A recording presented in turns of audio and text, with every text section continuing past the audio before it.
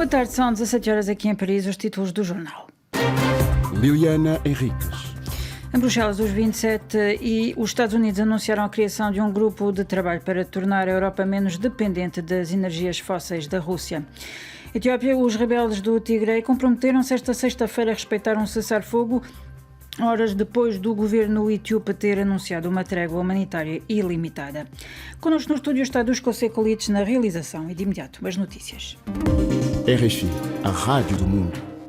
Abrimos com a atualidade internacional. Ucrânia, pelo 30º dia consecutivo, a violência continua. 4 pessoas foram mortas no bombardeamento russo de um centro humanitário em Kharkiv, no leste do país, segundo indicou a polícia local, especificando que nenhuma estrutura militar se encontra por perto. Entretanto, a Rússia afirma por seu lado ter destruído ontem a maior reserva de combustível do exército ucraniano perto de Kiev. Também do lado russo, um capelão militar foi morto debaixo de balas ucranianas numa aldeia russa perto da fronteira com a Ucrânia, indicou hoje a Igreja Ortodoxa. No campo político, as autoridades russas, que dão conta de poucos avanços nas negociações com a Ucrânia, indicaram hoje que vão doravante concentrar-se sobre a libertação, entre aspas, completa da região rusófona do Donbass e já não vão focar-se na conquista da totalidade do território ucraniano. Em Bruxelas, os Estados Unidos e os 27 anunciaram a criação de um grupo de trabalho com vista a reduzir a dependência da Europa das energias fósseis russas. Os Estados Unidos comprometeram-se desde já a fornecer este ano a 15 mil milhões de metros cúbicos suplementares de gás natural liquefeito à Europa. Também esta sexta-feira, logo após este anúncio, o presidente americano Joe Biden encetou a segunda etapa da sua digressão europeia, que o conduz agora à Polónia. Entretanto, ainda em Bruxelas, acaba de encerrar o primeiro Fórum Empresarial União Europeia-Angola. José de Lima Massano, governador do Banco Nacional de Angola, admite as fragilidades da economia nacional, nomeadamente com uma grande dependência em relação às importações de cereais, com a guerra na Ucrânia a agravar a disponibilidade mundial de trigo. Angola tem, de facto, grandes desafios, não apenas em relação ao trigo, mas em relação aos bens alimentares. Portanto, temos ainda um nível relevante de importações, apesar de, nos últimos anos, termos estado a registrar um aumento da produção interna. Para os bens essenciais, no ano de 2021, comparativamente ao ano anterior, portanto, 2020, nós tivemos uma redução de importações de cerca de 50%. Mas ainda assim, trata-se de uma fatia relevante de bens que importamos, bens alimentares. Angola continua a importar neste momento, e com esta redução que assistimos, cerca de 120 a 130 milhões de dólares, tanto mês, das mais diferentes geografias. E estas situações adversas como são, chamam-nos sobretudo para a necessidade de acelerarmos todos os programas de produção interna. Mais do que qualquer coisa, aqui é de facto esta necessidade de os programas continuarem a atrair capital, continuarem a atrair conhecimento, vontades, porque Angola tem um potencial imenso. Portanto, tem terras aráveis, tem água abundante, tem pessoas para trabalhar e por isso temos condições para melhor protegermos a economia e os cidadãos de adversidades como esta que estamos aqui a assistir. Era o governador do Banco Nacional de Angola, José de Lima Massano, entrevistado por Miguel Martins. Portugal, desde sábado, a ilha de São Jorge, nos Açores, tem estado a conhecer uma forte atividade sísmica. O nível de alerta vulcânico situa-se agora em V4, num total de 5, ou seja, risco iminente de erupção. E agora também por causa do mau tempo, que pode provocar deslizamento de terras. A população está a ser aconselhada à máxima cautela, como explicou há pouco em conferência de imprensa o presidente do Governo dos Açores, José Manuel Boleiro.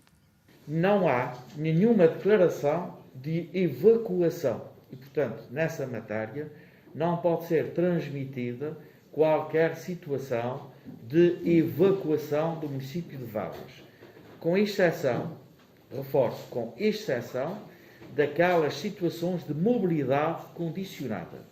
Realizamos já, no que diz respeito aos idosos institucionalizados, a sua deslocalização para o município da Calheta e estão todos acomodados.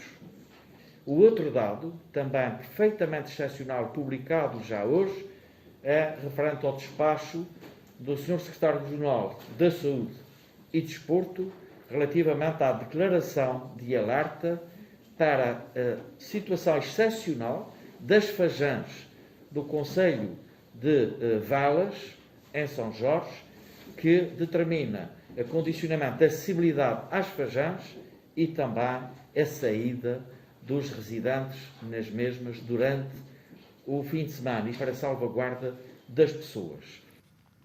Era o presidente do governo dos Açores há pouco em conferência de imprensa. Noutro aspecto, aqui em França, a exposição Tudo o que eu quero, artistas portuguesas de 1900 a 2020, reúne cerca de 200 obras produzidas por 40 mulheres a partir desta sexta-feira no Centre de Création Contemporaine Olivier Debré, em Tours. Ouçamos a este respeito a curadora da exposição, Helena Freitas. A exposição não é de toda a mesma. Foi uma grande aventura, porque o espaço é muito diferente, algumas obras nós não podemos trazer, porque já tinham outros compromissos, não é? Há já um tempo longo aqui de itinerância desta exposição, mas foi muito engraçado procurar outras obras e de alguma maneira dar alguma flexibilidade aos próprios temas da exposição e encontrar o espírito dentro do lugar, não é? Porque temos uma sala preta, pintada de preto, que tem que continuar preta, e temos um espaço branco muito amplo, não é? E depois temos vários corredores. Portanto, tentar encaixar de alguma maneira todos os temas que nós tratámos na exposição anterior com uma grande maioria dessas obras aqui foi mesmo uma aventura.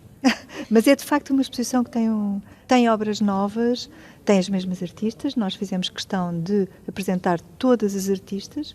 Portanto, às vezes foi um pouco difícil porque o espaço é um pouco mais pequeno, mas tivemos, portanto, que fazer algumas alterações. A Helena Freitas, curadora da exposição Tudo o que eu quero, patente em Tours, entrevistada por Lígia Anjos. Entretanto, na Coreia do Norte, o dirigente norte-coreano Kim Jong-un supervisionou e ordenou o tiro ontem de um mais potente míssil balístico intercontinental que alguma vez foi lançado pelo seu país, segundo indicou a agência de imprensa estatal norte-coreana, referindo ainda que o país está pronto para um confronto prolongado com os Estados Unidos. Praia 99.3 FM.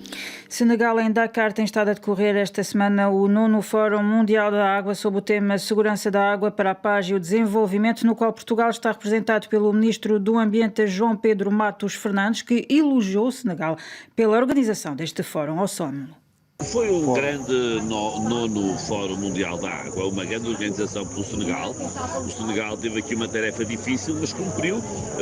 Portugal esteve, como outros países estiveram. Da Europa, ao nível ministerial, penso que só Portugal é que esteve presente por isso próprio, o que também é representativo da forma como Portugal olha para a África, independentemente da língua-mãe que esses países falam. Claro que a nossa tradição de cooperação é sobretudo pelos países que em África falam português, mas este memorando de entendimento que assinei com o meu colega do Senegal é prova de que nós queremos ser escolhidos para poder cooperar com países como o Senegal. Criar condições para que o conjunto das pessoas possam aceder à água potável é fundamental para a sustentabilidade, para a justiça social, para a igualdade de género, para o desenvolvimento das sociedades.